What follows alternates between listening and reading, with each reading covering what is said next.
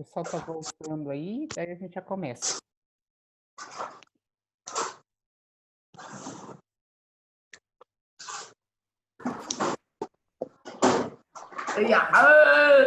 E aí, meu povo?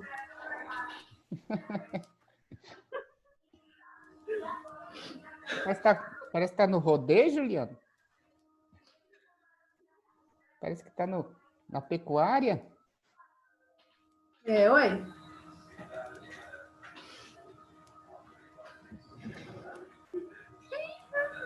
Pessoal, eu queria que vocês fossem observando o quadro aí, tá? Da página 3. E olha para mim qual que é o estado da região. Olha lá, ó. Alagoas, Bahia, Ceará, Maranhão, Paraíba, Pernambuco, Piauí, Rio Grande do Norte, Sergipe. Qual que é o estado que tem a maior densidade demográfica, o maior número de habitantes no território? Salvador? Pernambuco. Pernambuco? 89, tem uns que tem mais.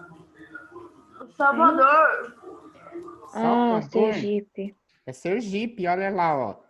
104 habitantes por quilômetro quadrado. Não, é Alagoas.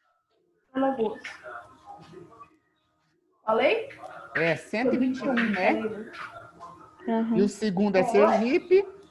E o que tem menos? Menos habitantes? O que tem menos? Alagoas. Bahia. É o que tem 21. Bahia. Maranhão. Ah, tá, Maranhão.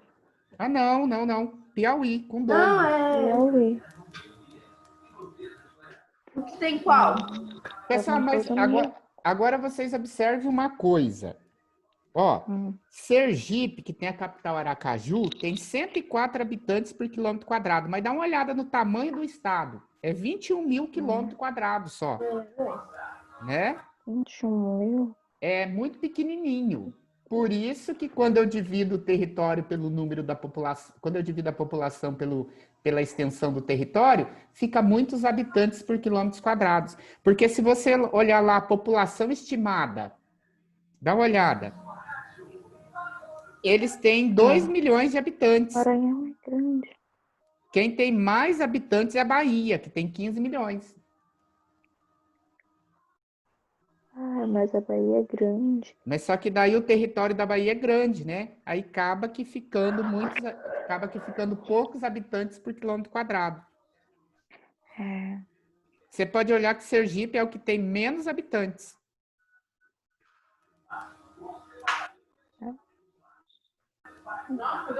É verdade. Falando na cabeça do meu pai. Então vamos lá, pessoal, todo mundo já voltou. Eu vou compartilhar o vídeo com vocês para falar sobre esse quadro aqui, para mostrar cada estado, cada capital, o número de habitantes e o tamanho do território para a gente reconhecer. Presta bastante atenção nesse vídeo, que é importante para a gente reconhecer a parte física da região Nordeste, tá? Quais que são os estados, quais que são as capitais, para a gente ter noção do tamanho dos estados, para depois a gente começar a discutir a economia e a sociedade nordestina. Ok?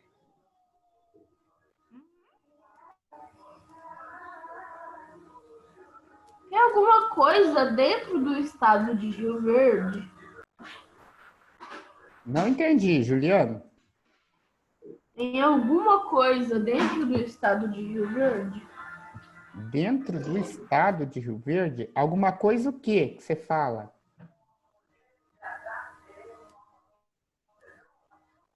Não, assim, tipo, alguma cidade, alguma coisa dentro de Rio Verde.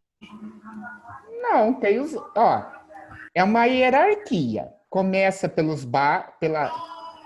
os lotes, pelas quadras, pelos bairros, pela cidade, depois vem o estado, depois vem a federação, que é a união de estados formando o país. Mas qual que é a unidade de poder menor? É o lote. Ué. Né? Não tem uma unidade menor. Os lotes formam as quadras formam os bairros formam a cidade. E as cidades Ô, formam tio, o só, estado. Os estados formam as regiões tio, formam o país. Oi, eu só cortei a câmera aqui para a câmera ficar boa e não travar. tá ok. Então presta atenção nesse vídeo, ele é curto também e ele vai mostrar Valeu. todos os estados da região Nordeste e os dados sobre os estados.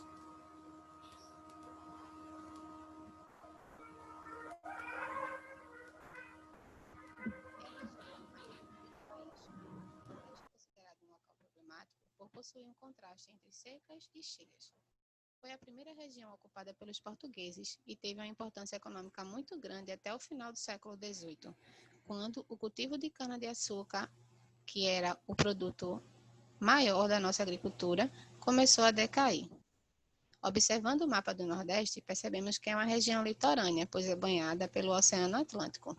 Essa região faz fronteira com as regiões Norte, Sudeste e Centro-Oeste.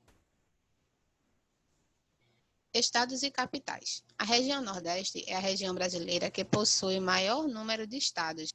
Ela é formada por 9 estados e todos são banhados pelo Oceano Atlântico. Vamos conhecê-los. Maranhão. Sigla MA, capital São Luís, e tem uma área de 331.983 km². Piauí, capital Teresina, a sigla PI, e tem uma área de 251.529 km². Ceará, sigla CE, capital Fortaleza, e tem uma área de 148.826 km². Rio Grande do Norte, sigla RN, capital Natal, e tem uma área de 52.797 km². Paraíba, sigla PB, capital João Pessoa, e tem uma área de 56.467 km². Pernambuco, nosso Pernambuco, sigla PE, tem a capital de Recife e uma área de 98.312 km².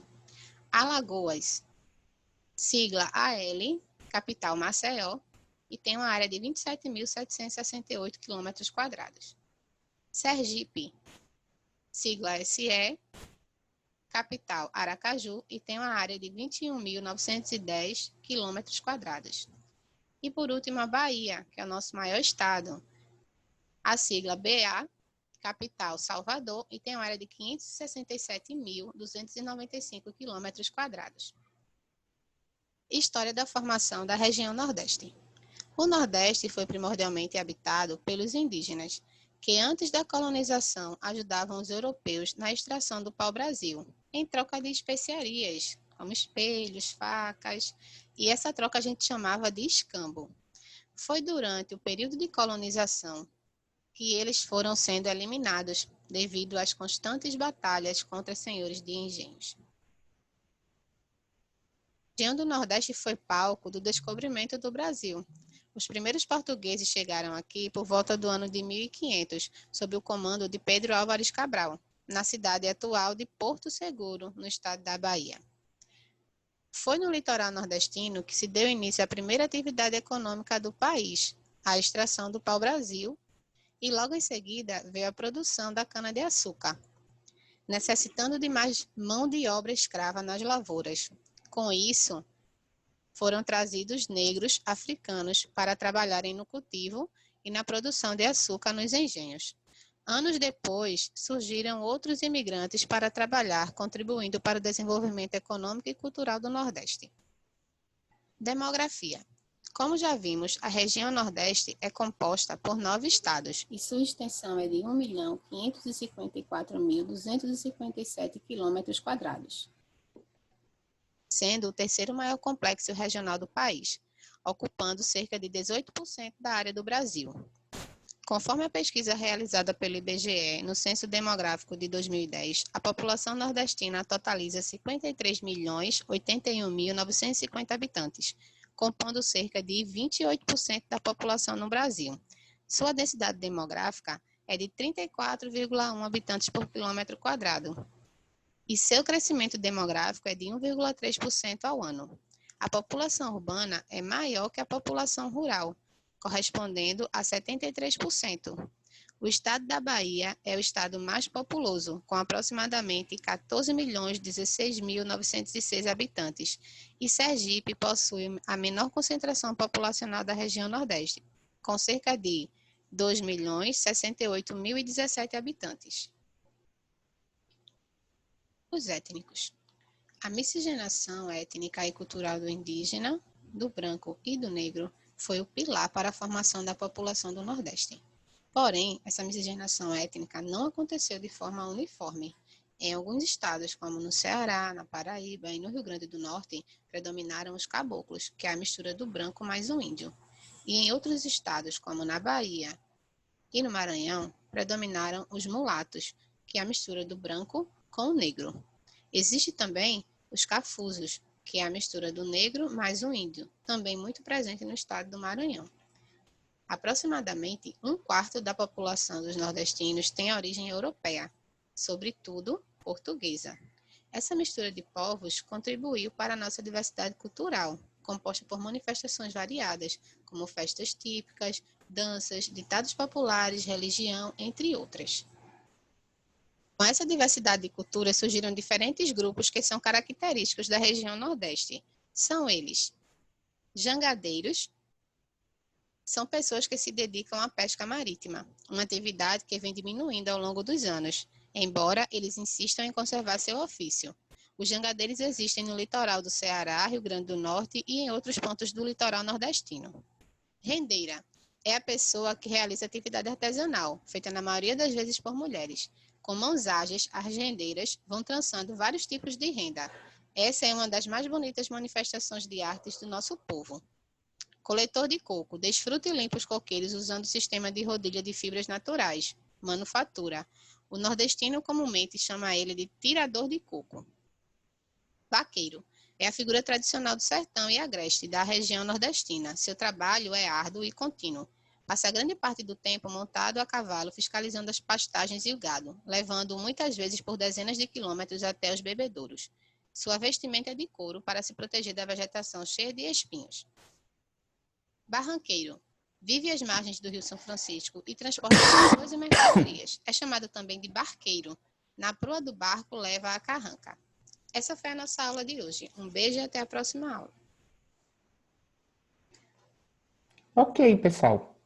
Então, vocês observaram que o estado maior é a Bahia, com maior número de população, e o estado menor, com menor número de população, é Sergipe. Né? De 15 milhões, cai para 2 milhões em Sergipe. Historicamente falando, né, o Nordeste foi a porta de entrada para os portugueses. Né? Mais tarde também recebeu a colonização holandesa, que permaneceu lá por 25 anos, mas, no entanto, depois foi expulsa. Inicialmente, os portugueses iam até o litoral do Nordeste e através do escambo, que era a troca. Dava presente para os índios e, em troca, os índios cortavam o pau-brasil e carregavam nas naus que eram levadas para Portugal. Lá, eles extraíam uma tinta púrpura do pau-brasil, que é uma tinta avermelhada, né? E também o pau-brasil era utilizado na Europa para a construção de navios, tendo em vista que ele é uma madeira resistente e leve. Né? Então, por isso, os interesses dos portugueses. Mas, porém, os índios eram explorados, porque para fazer isso, os índios ganhavam facas, espelhos, anzóis, né? Que era chamado de bugigangas. Né? E eles cortavam a madeira a troco dessas bugigangas e os portugueses levavam e vendiam na Europa e ganhavam muito dinheiro. Inicialmente, quando o pau-brasil acabou, na região litorânea, que é onde está concentrada a chamada Mata Atlântica, né? Que é uma floresta bastante exuberante, com bastante biodiversidade, uma floresta úmida, né? Tendo em vista que está no litoral, recebe influência do mar.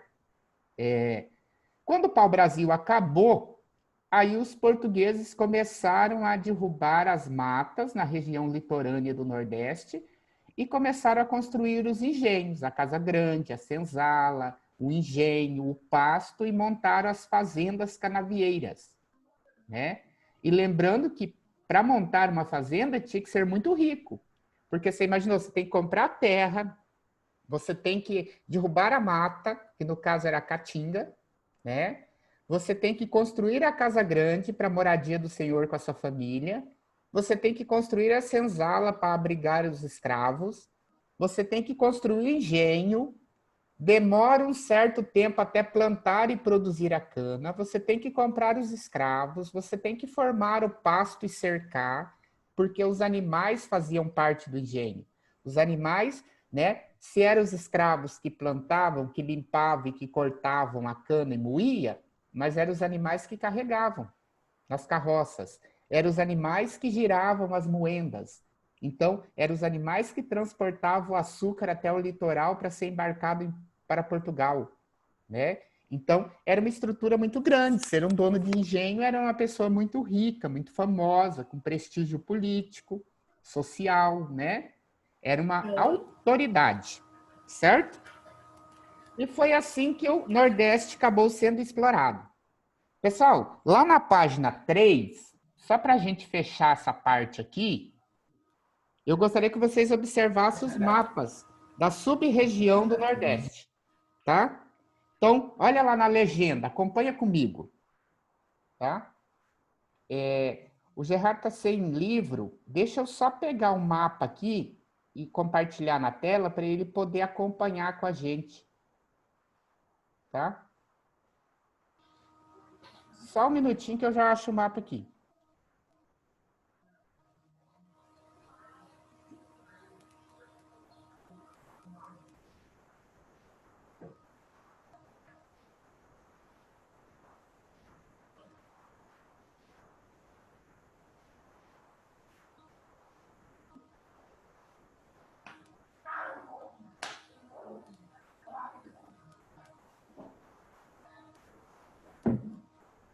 Gerardo, eu vou compartilhar o mapa aí para você poder acompanhar.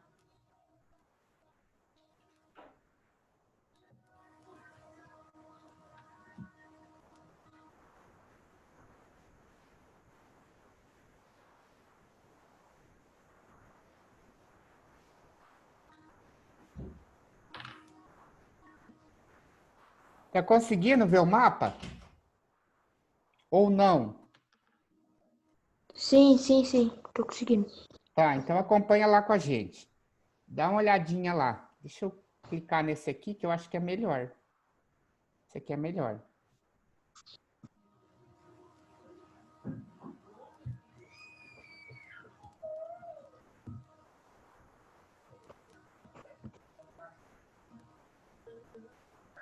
Tá, então vamos lá.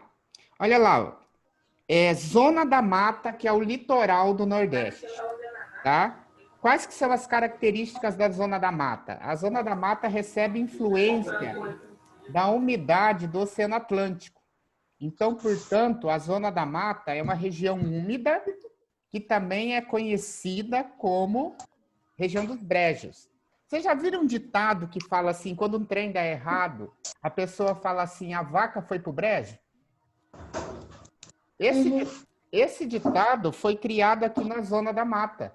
Foi os nordestinos que criaram esse ditado, a vaca foi pro brejo. Porque aqui nessa parte verde do litoral, chove muito. E no período da chuva, alaga muitos terrenos. Aí as vacas ficam atoladas no barro. E uma vaca, quando fica atolada, se você não tirar ela, ela morre. Porque ela vai se mexendo, ela vai afundando até que ela morre sufocada no meio da lama. Então, quando fala a vaca foi pro brejo, é porque tem uma situação complicada, alguma coisa muito complicada que aconteceu, tá? É a região mais úmida do Nordeste, é onde está concentrada as maiores capitais. Você pode visitar, ó, Salvador, né? Aracaju, Maceió, Recife, João Pessoa, Natal, tá? Então, as grandes capitais do Nordeste, nessa região ali, estão situadas na Zona da Mata. E qual que é a principal característica da Zona da Mata? A seca? Não, a umidade. Por estar no litoral, olha aqui, ó. Por ela estar muito próxima do litoral, né? Uai. Ela acaba sendo, se você olhar aqui no mapinha, ó, que eu compartilhei aí, essa parte verde aqui, ó.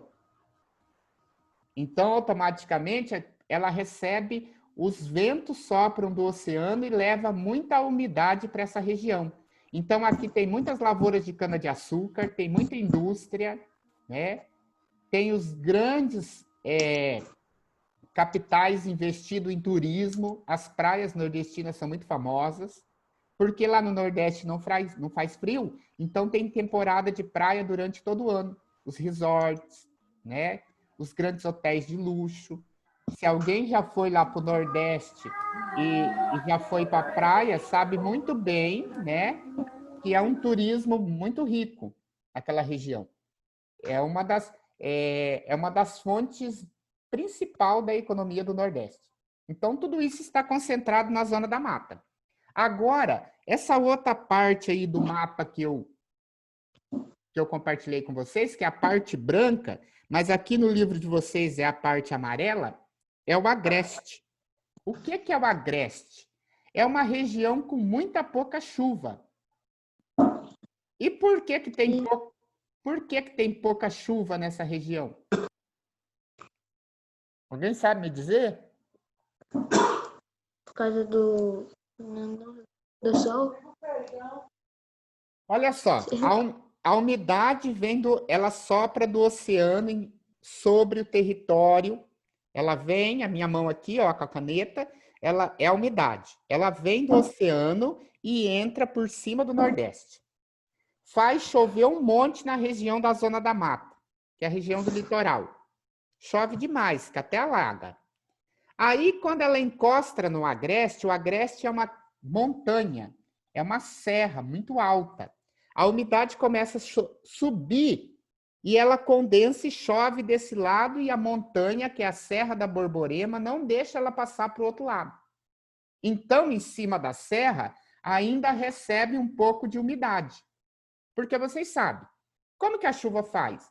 O sol bate na terra, no mar, evapora a água, o vapor de água sobe, quando ele chega lá em cima é frio, ele resfria, volta de novo ao estado líquido e a gota de água cai em forma de chuva. Como os ventos empurram esse vapor para dentro do Nordeste, eles batem na serra e começam a subir na lateral da serra. Só que quando eles atingem uma altura, eles caem em forma de água, porque há o processo, né, de volta para gota d'água. Porque o vapor é porque está quente, esfriou, volta a ser gota d'água, volta para o estado líquido. E aí chove, e não dá tempo de transpor a serra e passar para o outro lado. Então, automaticamente, o que acontece?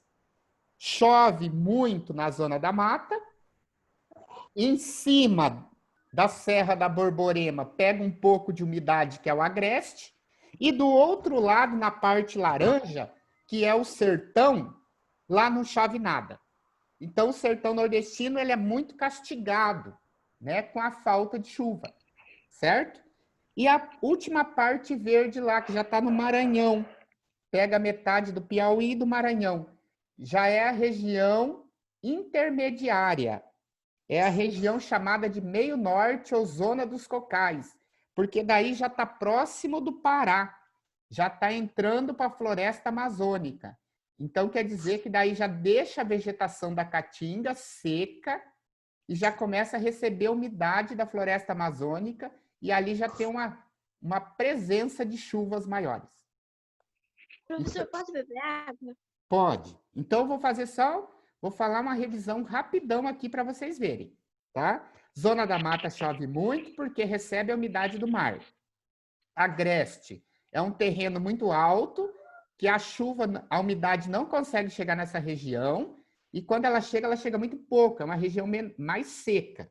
Do outro lado da Serra da Borborema tem o sertão, que daí a serra bloqueia toda a umidade para entrar nessa região e lá praticamente não chove. Por exemplo, esses dias choveu numa região que fazia 8 anos que não chovia. Certo? 8 anos, né? E outra coisa, pessoal, e depois nós temos a região do meio norte, que daí já recebe influência da floresta tropical da Amazônia, que começa já a ficar úmida, que é o Maranhão, certo? Uhum. Vocês têm alguma dúvida até aí? Não. Não. Não? Então vamos passar para a próxima página. É importante saber essas sub-regiões. Olha lá, ó. Zona da Mata, Agreste, Sertão e Meio Norte. Olha o clima. Dá uma olhada lá na parte do clima. O Nordeste é caracterizado por um clima semiárido, ou seja, pouca quantidade de chuva durante o ano. Não é que não chova, mas o problema da chuva no Nordeste é que é igual eu falei. Tinha uma área lá no Ceará que fazia 8 anos que não chovia. Então, às vezes, chove muito e depois fica um tempo muito longo sem chover. O que dificulta a criação do bode, o que dificulta a criação da cabra, dificulta a criação dos bois. Então, nesses longos períodos de chuva, de falta de chuva, os animais ficam sem água, porque os açudes secam, a população também fica sem água, né? Os animais morrem de sede, morrem de fome, e acaba dificultando a vida dessa população que mora principalmente no sertão, porque na zona da mata e no agreste ainda chove, certo? Então não é todo o Nordeste que é seco, é só mais a região do sertão nordestino, certo? Dá uma olhadinha no clima. Então, qual que é o tipo de vegetação predominante no Nordeste? Aqui no Centro-Oeste é o cerrado. E lá no Nordeste? Exatamente, a caatinga. Eu estou fazendo leitura labial agora. Tá? É a caatinga, Camila, isso mesmo. Ok? Então vamos lá, o clima. Acompanhe o mapa comigo do clima. Tá? A parte verde é o clima equatorial úmido. Dá uma olhadinha aí, ó. Dá para ver?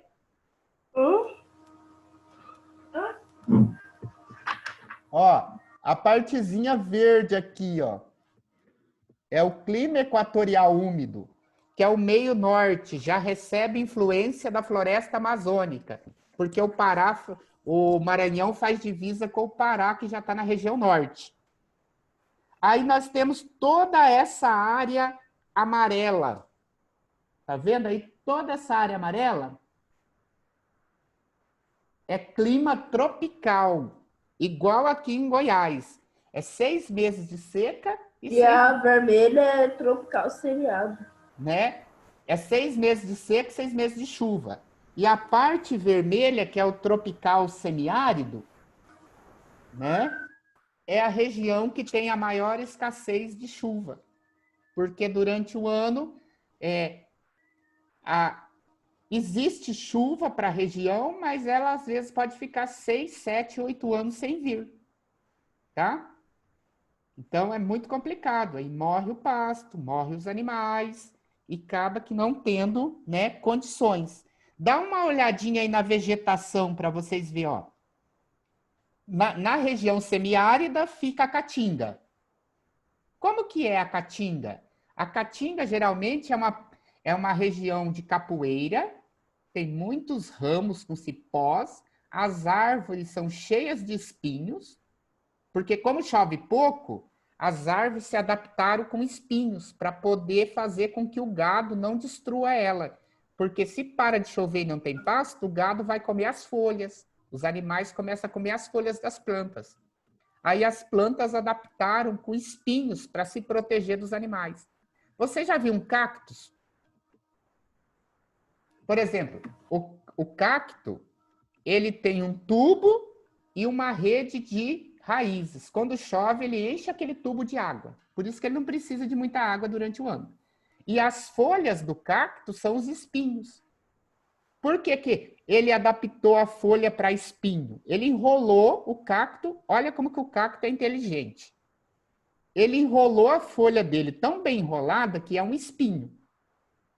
Porque daí o animal vai comer o cactus e fura no espinho. É uma forma que a espécie conseguiu para se proteger para que ela não entrasse em extinção.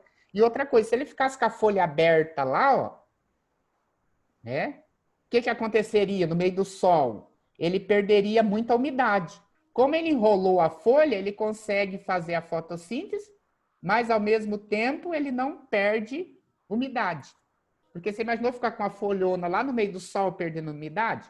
Então ele enrolou a folha para não perder a umidade e ainda transformou a folha num espinho para poder afugentar os animais que fossem comer ele. Porque ele é uma das únicas plantas que ficam verdes e que se adaptam à região seca do Nordeste. Então dá para a gente entender que o cactus é muito inteligente. Então uma das características da vegetação da caatinga é vegetação rasteira com muitos espinhos para se protegerem dos animais.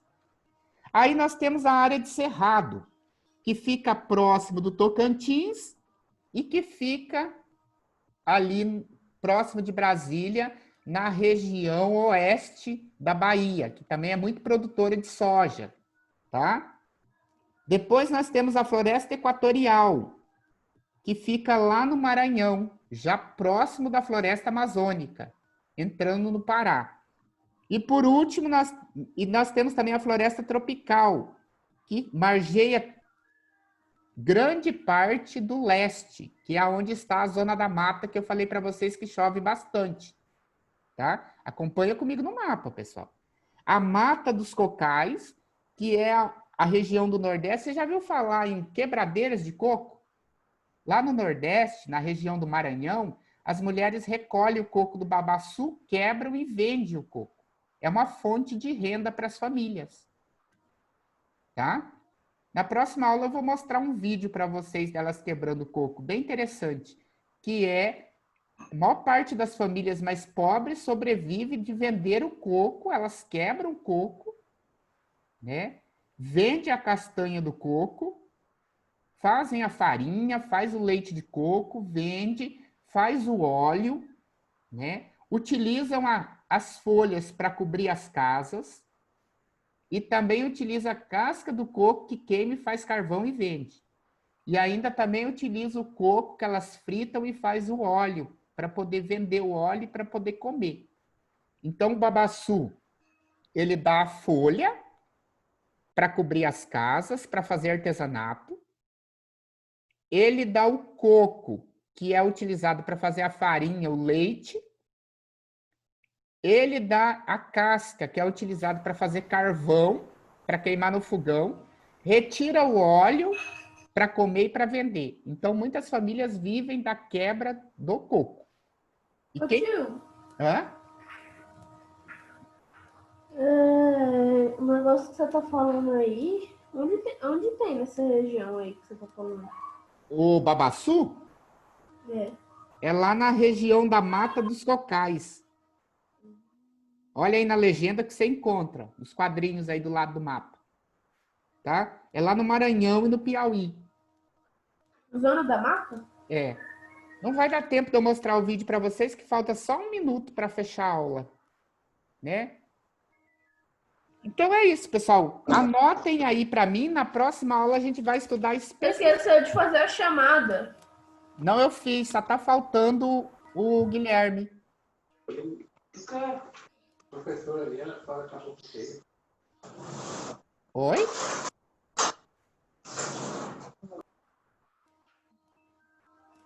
Só o Guilherme que entrou e não participou das aulas. Quem mais está faltando? Eu acho que mais ninguém. A Thalita está aí, a Laura, a Camila, o Juliano, o Gerardo. Tá todo mundo, né? Os outros alunos que não entraram ainda contam também? Ô, tio, Contam. Quem que é eles? Maria Eduarda, Henrique, Luiz Otávio. Será que... Eu tô achando que esses daí... Não sei, porque eu tenho anotado o nome deles. Guilherme, Nicolas. O Nicolas só não veio no segundo horário, né? Mas no primeiro ele estava. Então, faltou mesmo só o Otávio. Ah, o Otávio. E a Maria Eduarda. O Otávio tá na casa de parentes. Uhum, Não, eu sei. não é o Otávio, não. Como que é o nome dele? O lá do prédio. Luiz Otávio. Henrique. Luiz Henrique. E parece que a família dele tá com Tio, você- corona e não pode buscar ele. E lá não tem internet. Não, esse que falou no grupo parece que é a mãe do Luiz Otávio. Mas só parece, não tenho certeza também não. Eu tive impressão. Eu vou olhar direito, mas parece que é uma história assim. Parece que ele está viajando e eles parece que estão doentes, não pode buscar ele. E lá não tem internet. É uma coisa dessa natureza. Então, provavelmente, a partir da semana que vem já se resolve isso. Sim. Então, o Otávio, o Guilherme, Otávio, Maria Eduarda. E Henrique. E Henrique.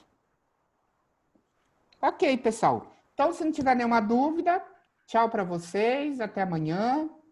Amanhã vocês têm. Tchau, professor. Até amanhã. Até amanhã. Eu não sei, eu ainda vou Até olhar amanhã. Até amanhã. Tchau, tchau. Tchau.